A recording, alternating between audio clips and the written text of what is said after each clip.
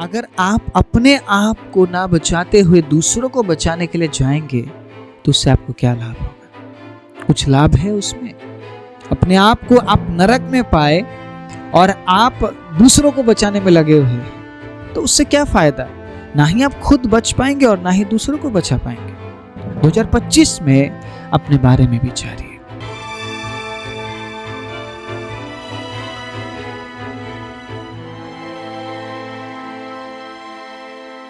आप सभी को जय मसीह की। प्रभु यीशु मसीह के नाम से मैं आप सभी का स्वागत करता हूं। आज के वचन के लिए परमेश्वर के प्रिय लोगों, एक और नया सुबह मुझे और आपको मिला है। एक और नया दिन, एक और नया अवसर, एक और नया मौका हमें क्यों दिया गया है? ताकि हम उस जीवित परमेश्वर के बारे में और जानें और अपने आप को तैयार करें उस परमेश्वर के साथ मिलने के लिए। आप में से बहुत से लोग सोच रहे होंगे अगले कुछ समय बाद या अगले कुछ घंटे बाद, इस प्रचार को सुनने के कुछ घंटे बाद हम नए साल में प्रवेश करने वाले हैं। जिस प्रकार मैंने पिछले मैसेज में, पिछले प्रचार में आप सभी के साथ साझा किया था, अपने आप को तैयार करने के लिए 2025 में प्रवेश करने से पहले, आज का मैसेज कुछ इस प्रकार से है। 2025 में अगर आप प्रभु में बढ़ना चाहते हैं तो आपको किन बातों का ध्यान करना चाहिए, किन बातों का ध्यान आपको रखना चाहिए। कुछ दिन पहले ये मैसेज प्रभु ने मुझे अगुवाई किया तैयार करने के लिए, और मैं इस बारे में सोच भी नहीं रहा था। अचानक एक विचार मेरे मन में आया और तुरंत पवित्र आत्मा ने मुझसे बात किया और इसके ऊपर मैंने बहुत ही सुंदर एक प्रचार तैयार किया है जो आज मैं आपके बीच में रखने वाला हूं। आपको क्या लगता है प्रभु में बढ़ने के लिए आपको क्या करना चाहिए? अगर मैं इस तरीके से आपको पूछूं, आपके पास अलग अलग धारणाएं हो सकती है। मैं सही बोल रहा हूं? हर एक व्यक्ति अलग तरीके से इस बात पर विचार करेगा। हर एक व्यक्ति अलग तरीके से इस बात का सामना करेगा कि मुझे प्रभु में कैसे बढ़ना है या प्रभु में बढ़ने के लिए मुझे क्या क्या करना चाहिए। प्रभु का वचन क्या कहता है, उस वचन को लेकर आज मैं आपके बीच में आया हूं। प्रभु के वचन में जो बातें लिखी है उन बातों को मैं आपके बीच में बांटूंगा और हमेशा की तरह सत्य को मैं बांटूंगा और हम सत्य के साथ चलेंगे। Praise the Lord, hallelujah. हमारे पीछे कितने लोग आ रहे हैं, कितनी भीड़ तक हम पहुंच रहे हैं और कितने लोगों को हमने तैयार कर दिया है। परमेश्वर ये बिल्कुल भी नहीं देखने वाले हैं। अगर आप परमेश्वर के राज्य के लिए इस्तेमाल किए जा रहे हैं, ये बहुत ही अच्छी बात है। मैं अप्रिशिएट करता हूँ हर एक परमेश्वर के लोगों को जो परमेश्वर के राज्य के लिए काम करते हैं, लेकिन उद्धार व्यक्तिगत है। आमीन। उद्धार व्यक्तिगत है। अगर आप अपने आप को ना बचाते हुए दूसरों को बचाने के लिए जाएंगे तो उससे आपको क्या लाभ होगा? कुछ लाभ है उसमें? अपने आप को आप नरक में पाए और आप दूसरों को बचाने में लगे हुए हैं तो उससे क्या फायदा? ना ही आप खुद बच पाएंगे और ना ही दूसरों को बचा पाएंगे। 2025 में अपने बारे में विचारिए। 2025 में अपने बारे में सोचिए। वैसे हम 2024 में जी रहे हैं, लगभग समय बीतने वाला है। इस प्रचार को सुनने के बाद कुछ घंटे आपको बिताना है, उसके बाद आप 2025 में प्रवेश कर सकते हैं। लेकिन मैं आपके माइंड में, आपके विचार में इस बात को मैं डालना चाहता हूं, परमेश्वर के अजीजों, कि 2025 में अपने बारे में सोचिए, अपने बारे में विचारिए, अपने ऊपर काम कीजिए, अपने लिए काम कीजिए। जब तक आप खुद को सही तरीके से प्रभु के राहों पर आप नहीं चलाएंगे, तब तक आप किसी की अगुवाई करने पर भी उससे कोई फायदा नहीं। आपको एक कहावत सुनाऊं मैं। ये कहावत जितनी सच्ची है उतनी ही फनी ये कहावत है। जैसा गुरु वैसा चेला, दोनों नरक में ठेलम ठेला। सुनने में काफी हंसी भी आता है ना, बहुत से लोग हंसते भी है, लेकिन हंसने से बढ़कर इस बात को विचार करना बहुत जरूरी है कि गुरु कैसा है। अगर आपका गुरु सही है तो आप उसके अगर चेले बनते भी हैं तो बहुत अच्छी बात है। आप अगर एक सही गुरु है तो आप अगर दूसरों को चेला बनाते हैं तो सही है। लेकिन अगर आप ही सही नहीं है, आपका शिक्षा अगर सही नहीं है, आपका कनेक्शन अगर सही नहीं है, तो दूसरों को अगर आप अपने पीछे आने के लिए अगर आप उत्साहित भी करेंगे तो फिर आपको उनका भी लेखा देना पड़ेगा। अपना लेखा तो आपको देना ही पड़ेगा, आपको उनका भी लेखा देना पड़ेगा। जिन लोगों को आप अपने पीछे लिए हुए चल रहे थे इतने समय से, और आप ये सोच रहे थे कि नहीं चलो मैं उन्हें परमेश्वर के राज्य के लिए तैयार कर रहा हूं, ये गलतफहमी थी आपकी। और ये गलतफहमी हो सकती है मेरी, अगर मैं सही शिक्षा में नहीं हूं, अगर मैं सही गुरु नहीं हूं, तो ना ही मैं चेला बना पाऊंगा और ना ही मैं उनको परमेश्वर के राज्य के लिए तैयार कर पाऊंगा। ये तो हमारी गलतफहमी हो सकती है कि मैं तो सही कर रहा हूं, लेकिन हम खुद ही ऐसे हालत में पाए जाए। परमेश्वर के अजीज हो, जिस हालत में परमेश्वर हमें देखता भी ना हो। आप समझ पा रहे इस बात को? मैं क्या बोलने की कोशिश कर रहा हूं? 25 के लिए एक्साइटेड हैं आप? 2025 में मैं ये करूंगा वो करूंगा। अपने बारे में आपने सोचा है कि मैं मेरे आत्मिक जीवन के लिए क्या करूंगा? प्रभु के राहों पर चलने के लिए मैं क्या करूंगा? आपने योजनाएं बनाई है? अगर आपने अभी तक कोई भी योजना नहीं बनाई है तो बनाइए, क्योंकि आज का जो मैसेज है, आज का जो प्रचार है, आपको मजबूर कर देगी इस बारे में सोचने के लिए क्या आप सही तरीके से प्रभु में बढ़ रहे हैं या नहीं। 3 बातें बताऊंगा, बहुत जल्दी बताऊंगा, आपका मैं बहुत ज्यादा समय नहीं लेना चाहता हूं। मैं जानता हूं हम सभी के पास बहुत कम समय है, लेकिन परमेश्वर के अजीज हो, आप लोग हर सुबह इस वचन को सुनने के लिए जब समय दे रहे हैं, प्रतिफल इंतजार कर रहा है। Praise the Lord. एक दिन इन सारे समयों का प्रतिफल परमेश्वर आपको देंगे वचन के आशीष के रूप में। Praise the Lord, hallelujah. आप जब वचन के जरिए सीखते हुए परिपक्वता की ओर आगे बढ़ते हैं ना, प्रभु ने आपके लिए तैयार कर रखी है आशीषें। उन आशीषों को आप पाएंगे। मैं बहुत बड़ी बड़ी बातें नहीं बोलूंगा, आपको ये मिलेगा वो मिलेगा। जो प्रभु ने तैयार किया है वो आपको मिलेगा। परमेश्वर को डिसाइड करने दीजिए आपको क्या देना चाहिए। परमेश्वर को निर्णय लेने दीजिए आपको क्या देना चाहिए। आप ये मत बोलिए कि प्रभु आप मुझे ये दीजिए और वो दीजिए, आप मत बोलिए, या मैं नहीं बोलूंगा। परमेश्वर को डिसाइड करने दीजिए परमेश्वर हमें क्या देना चाहते हैं। ठीक है, लेट गॉड डिसाइड। आज मैं बात करने जा रहा हूं एक ऐसे पौधे के बारे में जिस पौधे को हम अपने आसपास हमेशा देखते हैं, लेकिन कभी उस पौधे से हम सीखते नहीं हैं। आप में से बहुत से लोग ना, चाहे छोटे से पौधे को, चाहे वो किसी भी चीज का पौधा हो, आप लगाते होंगे। मे बी फूल हो, मे बी किसी और चीज का पौधा हो। आप बहुत से ऐसे लोग हैं जो लोग पौधों को लगाने में काफी आप आनंदित होते हैं ना, आप काफी खुशी महसूस करते हैं। मैं बहुत से बहनों को, बहुत से भाइयों को देखता हूँ, सुबह सुबह उठकर पानी वो देते हैं और नए नए पौधों को खरीद कर वो लगाते हैं। लेकिन कभी क्या आपने उस पौधे से कुछ सीखा है? आज मैं उसी पौधे से आपको 3 ऐसी बातें बताने वाला हूं जिन बातों की वजह से आप 2025 में अपने आत्मिक जीवन के बारे में जरूर सोचेंगे, प्रभु में बढ़ने के बारे में जरूर सोचेंगे। बहुत से लोग कहते हैं प्रभु में बढ़ने के लिए मुझे पवित्र आत्मा की जरूरत है। बहुत से लोग कहते हैं प्रभु में बढ़ने के लिए मुझे अन्य भाषा की जरूरत है। बहुत से लोग कहते हैं अगर मैं प्रभु में बड़ा हुआ हूं तो मुझसे चिन्ह और चमत्कार दिखना चाहिए।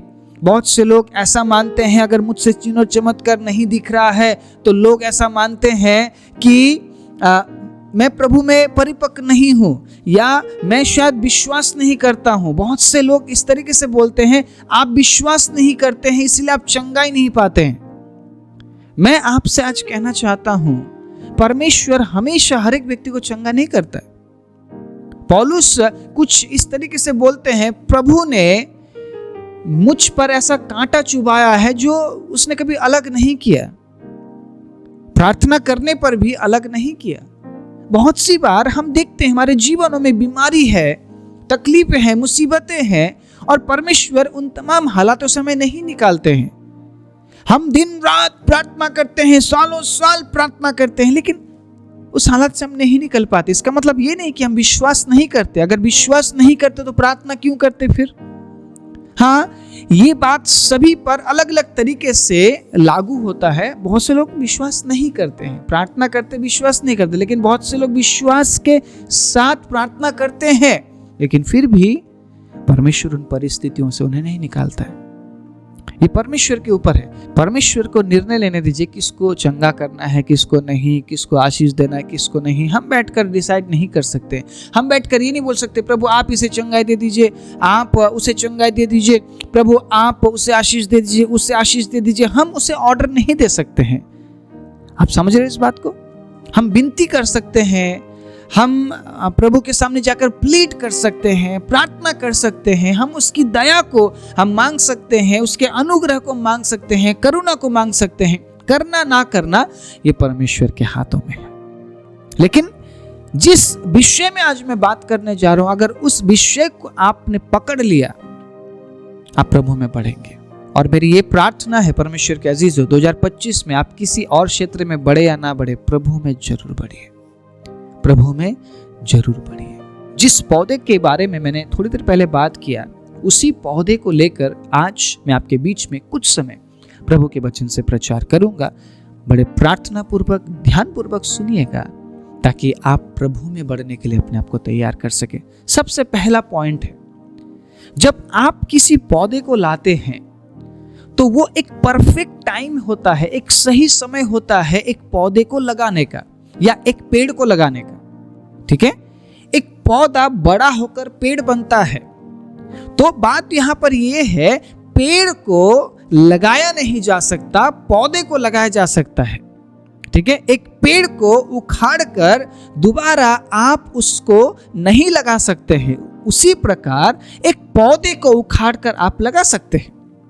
एक पौधे को एक जगह से दूसरे जगह ले जाया जा सकता है, लेकिन एक पेड़ को नहीं ले जाया जा सकता। आप समझ रहे इस बात को? ठीक है, तो यहां पर a plant can be given direction but not tree. इस बात को समझिए आप। एक पौधे को दिशा दिया जा सकता है, डायरेक्शन दिया जा सकता है, लेकिन एक पेड़ को दिशा या डायरेक्शन दिया नहीं जा सकता, क्योंकि वो बढ़ चुका है। तो आज मैं आपसे पूछना चाहता हूं, आप पौधे के समान प्रभु के भवन में आप रोपे जाना चाहते हैं, या आप एक पेड़ बन चुके हैं जिसको किसी चीज की जरूरत नहीं है? एक पौधे को केयर किया जाता है, एक पौधे को सुरक्षा दिया जाता है, एक पौधे को रखवाली दी जाती है, पेड़ को नहीं। क्योंकि पेड़ अब सक्षम है खुद अपने लिए, वो पानी ले लेता है, अपना खाद्य वो खुद ले लेता है, अपने आप को सुरक्षा वो खुद दे सकता है, खुद अपने आप की सुरक्षा कर सकता है। तो इसीलिए परमेश्वर के अजीजों, पेड़ को किसी सुरक्षा की जरूरत नहीं है, पेड़ को रखवाली की जरूरत नहीं है, लेकिन एक पौधे को रखवाली की जरूरत है, सुरक्षा की जरूरत है। अगर आप ये कहते हैं कि मैं पेड़ बन चुका हूं या मैं पेड़ बन चुकी हूं, मैं सॉलिड हो चुका या मैं सॉलिड हो चुकी हूं, तो आपको किसी भी प्रकार की सुरक्षा की जरूरत नहीं है, रखवाली की जरूरत नहीं है, और आपको डायरेक्शन नहीं दिया जा सकता है। बहुत से मसीही लोग क्या है कि मैंने सीख लिया, मुझे सीखने की जरूरत नहीं है, ना ही मुझे वचन पढ़ने की जरूरत है, मैं तो सारे वचनों को याद करके चलता हूं, मुझे किसी प्रचार की जरूरत नहीं है, मुझे किसी चर्च की जरूरत नहीं है, मैं घर पे बैठा हूं और मैंने सीख लिया है। परमेश्वर के अजीजों, अगर इस तरीके का स्वभाव हमारा है 2025 में, आप प्रभु में नहीं बढ़ सकते। लेकिन अगर आप एक पौधे के समान अपने आप को नम्र और छोटा करते हैं, और एक पौधे के समान तैयार है कि परमेश्वर आपको एक अच्छी मिट्टी में लगाए, 2025 में परमेश्वर के अजीजों, मैं विश्वास के साथ कह रहा हूं, आपको प्रभु में बढ़ने से कोई नहीं रोक सकता है। प्रेज़ द लॉर्ड, आमीन। आप प्रभु की स्तुति कर सकते हैं। लेकिन अगर आप ये कहते हैं मैं पेड़ बन चुका हूं या मैं पेड़ बन चुकी हूं, मेरी डालियां बहुत मजबूत है, मेरी शाखाएं बहुत मजबूत है, मैं तो बहुत अच्छा पेड़ हूं, मैं फल देता हूं या मैं फल देती हूं, तो आपको वचन की जरूरत कहां है? फिर आपको परमेश्वर की सुरक्षा की जरूरत कहां है? फिर आपको पवित्र आत्मा की जरूरत कहां है? फिर आपको तो किसी चीज की जरूरत ही नहीं है, ना ही आपको चर्च की जरूरत है, ना ही आपको सही मिट्टी की जरूरत है। परमेश्वर के अजीजों, पौधा आप लेकर आते हैं, लेकिन अगर मिट्टी सही नहीं है, वो पौधा सही तरीके से बढ़ नहीं पाता। आपने सुना है मिट्टी मिट्टी के ऊपर है जी बात। कहीं पे मिट्टी अच्छी है तो कहीं पे अच्छी नहीं है। शायद मिट्टी अच्छी नहीं है इसलिए पौधा बढ़ नहीं पाया, जल्दी ही मर गया। आपने सुना है ये बात? ये कहावत नहीं, ये सच्चाई है। ये सच्चाई है। हम सब ने इस बात को अपने आंखों से देखा है। अगर मिट्टी सही नहीं है तो पौधा नहीं बढ़ सकता है। अगर आप 2025 में अपने आप को एक पौधे के समान परमेश्वर के सामने रखते हैं तो परमेश्वर अच्छी मिट्टी में आपको रोपेगा। Hallelujah, praise the Lord. और जिस तरीके से आप रोपे गए, आप बढ़ते जाइए। अगर आपको सही मिट्टी मिलती है तो आप बढ़ने लगेंगे। परमेश्वर के अजीजों, एक पौधे को बढ़ने के लिए सही मिट्टी की जरूरत होती है और वो मिट्टी है कलीसिया। Praise the Lord. आज मैं कलीसिया को एक मिट्टी का मैं रूप देना चाहता हूं। कलीसिया को मैं एक मिट्टी का दर्जा देना चाहता हूं, क्योंकि एक विश्वासी सही कलीसिया मिलने पर बढ़ता है।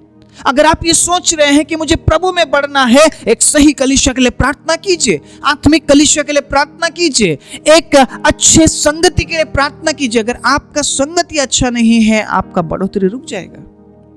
बहुत से लोग हैं तो पौधे, लेकिन वो अपने आप को पेड़ समझने लगे हैं। उन्हें परमेश्वर के वचन का कोई ज्ञान नहीं है, लेकिन वो फिर भी बहुत बड़ी बड़ी बातें बोलते हैं, वो डींगे मारते हैं। जिस प्रकार यीशु ने कहा कि लोग डींगे मारने लगेंगे। परमेश्वर के अजीजों, अंत के समय में हम ऐसा बिल्कुल भी ना बने। अगर आप चाहते हैं कि मुझे प्रभु में बढ़ना है तो 2025 में अपने आप को एक पौधे के समान प्रभु के हजूरे में लेकर आइए।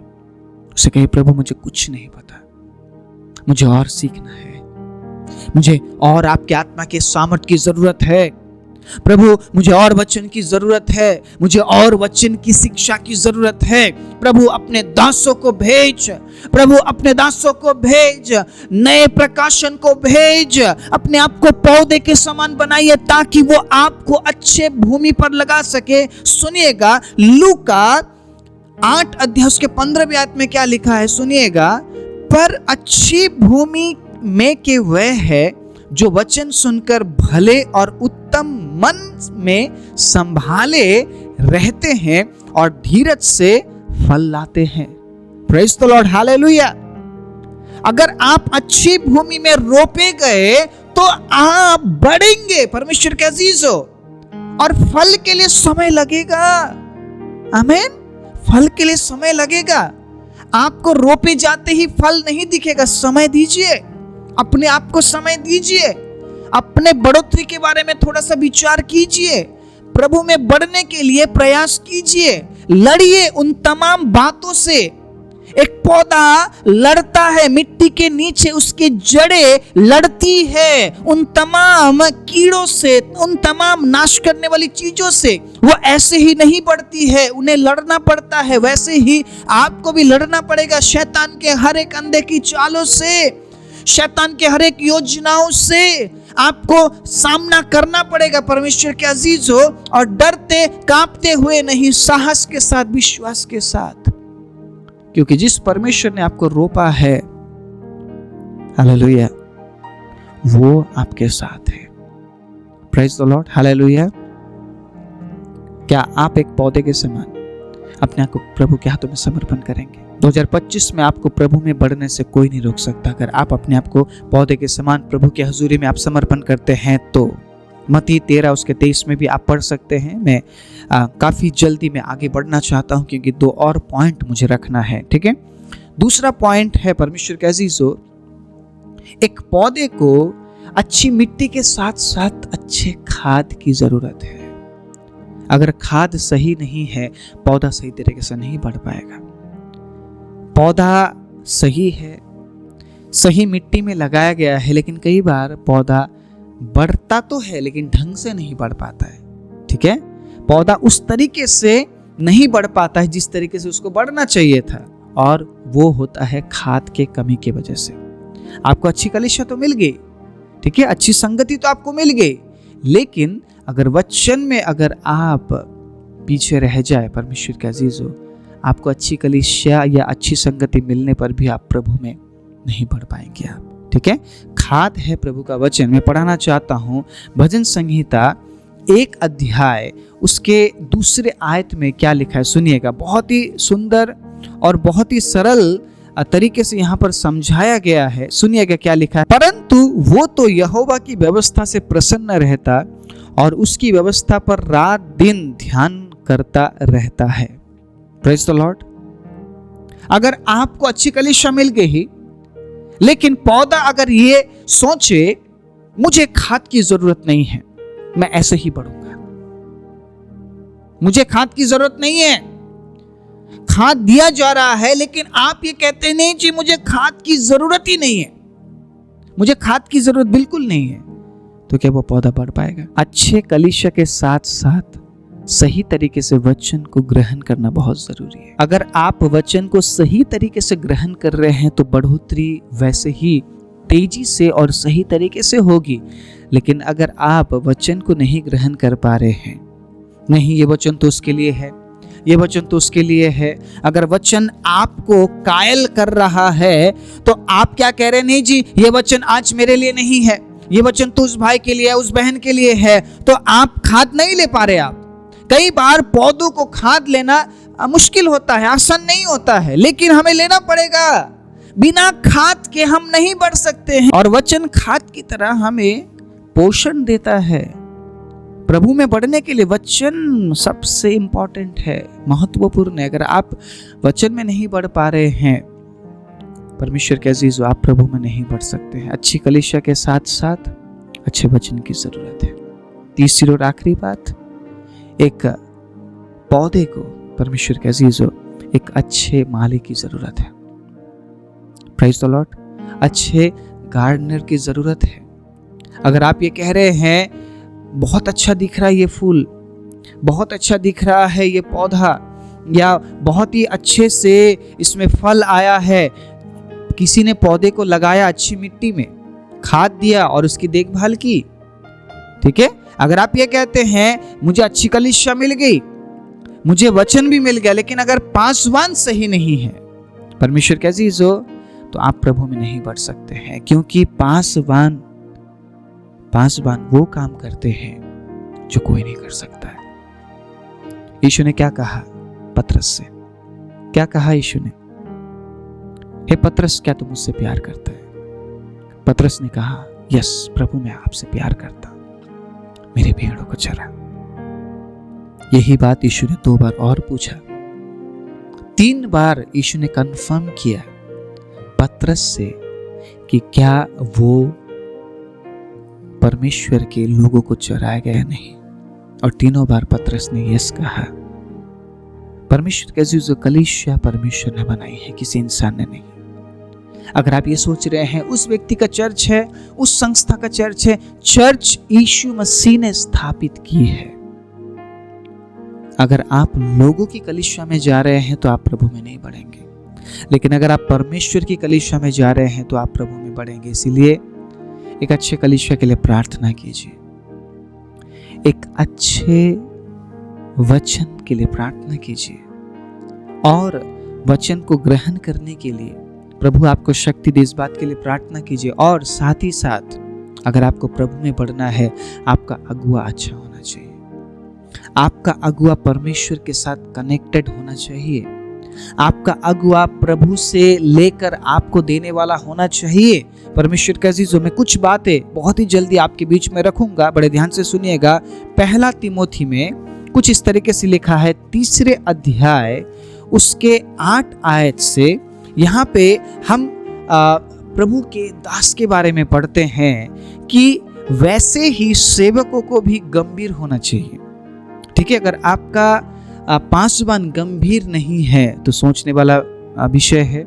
दो रंगी नहीं होना चाहिए, ठीक है, पियक्कड़ और नीच कमाई के लोभी ना हो, आमीन, पर विश्वास के भेद को शुद्ध विवेक से सुरक्षित रखे। सुनिएगा उसके बाद क्या है, और ये भी पहले परखे जाए, तब यदि निर्दोष निकले तो सेवक का काम करे। बहुत इंपॉर्टेंट है, इस बात के लिए प्रार्थना कीजिए। इसी प्रकार से स्त्रियों को भी गंभीर होना चाहिए, दोष लगाने वाली ना हो, पर सचेत, सब बातों में विश्वास योग्य हो। सेवक, सुनिएगा, सेवक एक ही पत्नी के पति हो और बाल बच्चों और अपने घरों का अच्छा प्रबंध करना जानते हो, क्योंकि जो सेवक का काम अच्छी तरीके से कर सकते हैं वे अपने लिए अच्छा पद और उस विश्वास में जो यीशु मसीह पर है बड़ा साहस प्राप्त करते हैं। आमीन। मैंने एक सेवक के बारे में बहुत ही सिंपल तरीके से आपके बीच में मैंने रख दिया। 2025 में अगर आप अपने पासवान को चुनना चाहते हैं, एक सही पासवान के पास आप जाना चाहते हैं, इस विषय के लिए प्रार्थना कीजिए। परमेश्वर के अजीजों, इस बात के लिए आपको प्रार्थना करना पड़ेगा, क्योंकि आपको प्रभु में बढ़ना है। अगर आपको सही शिक्षा ना मिले, अगर आपको सही पासवान ना मिले, अगर आपको सही कलीसिया ना मिले, आप तो कभी बढ़ ही नहीं पाएंगे और आप अपने आप को पेड़ समझने लगे हैं। आप कैसे पेड़ बन गए? आप कैसे पेड़ बन गए? बिना शिक्षा के, बिना कलीसिया के, बिना पासवान के आप पेड़ बन गए तो बहुत डेंजर है। आपको डायरेक्शन नहीं दिया जा सकता, आपको सटीक नहीं किया जा सकता। अगर आपने गलती भी कर दी तो उसको सही नहीं किया जा सकता परमेश्वर के अजीजों। लेकिन अगर एक पौधे ने गलती कर दी तो उसे सही किया जा सकता है, उसे सटीक किया जा सकता है, उसे डायरेक्शन दिया जा सकता है परमेश्वर के अजीजों। आज मैं आप सभी को उत्साहित करना चाहता हूँ इस वचन के जरिए। 2025 में प्रवेश करने से पहले इस बात में विचारिए कि मैं प्रभु में कैसे बढ़ूंगा, प्रभु में बढ़ने के लिए मुझे क्या क्या करना चाहिए। और जिन बातों को मैंने आपके बीच में साझा किया है उन बातों के बारे में विचार कीजिए, प्रार्थना कीजिए अच्छी कलीसिया के लिए, वचन के लिए, अच्छे वचन के लिए। अच्छी कलीसिया में अच्छा वचन होना बहुत जरूरी है और अच्छा वचन देने वाला एक अच्छा प्रभु का दास, प्रभु यीशु मसीह के साथ जीने वाला व्यक्ति हो, ठीक है, और वही आपका पासवान हो, वही आपका लीडर हो, वही आपका अगुआ हो। तो आप अपने जीवन में आत्मिक बढ़ोतरी भी देखेंगे, आप प्रभु में भी बढ़ेंगे, आपके जीवन के हर क्षेत्र में आप बढ़ने लगेंगे। और 2025 में आत्मिक बढ़ोतरी के लिए जरूर काम कीजिए और इन बातों के बारे में विचार कीजिए और प्रार्थना कीजिए और देखिएगा परमेश्वर के अजीजों, प्रभु आपको जरूर बढ़ाएंगे। आइए अपनी आंखों को बंद करें। राजाओं के राजा, प्रभुओं के प्रभु, सर्वशक्तिमान जीवित दयालु परमेश्वर, मैं धन्यवाद देता हूँ प्रभु आपके अनुग्रह और दया के लिए। विशेष रूप से जो वचन आज बांटा गया है प्रभु, आपके बच्चों पर प्रभु आप अनुग्रह कीजिए ताकि वो आपके वचन को अद्भुत रीति से ग्रहण करे और प्रभु में बढ़ने के बारे में वो विचार करे। अच्छी कलीसिया के लिए, अच्छे वचन के लिए और प्रभु अच्छे प्रभु सेवक, अच्छे पासवान के लिए वो प्रार्थना करे ताकि 2025 में वो प्रभु में बढ़ने पाए। उनका मकसद यही हो कि हम प्रभु में बढ़ना चाहते हैं। हम सारी महिमा, आदर, इज्जत, जलाल आपको देते हैं प्रभु। एक बार फिर से मैं आपके बच्चों के जीवन में एक और बार खुदाबंद आपके अनुग्रह, आपके छुटकारा प्रभु, आपके आशीष प्रभु, आपके बढ़ोतरी और आपकी उपस्थिति की घोषणा करते हुए प्रार्थना प्रभु यीशु मसीह के नाम से मांगता हूँ, आमीन।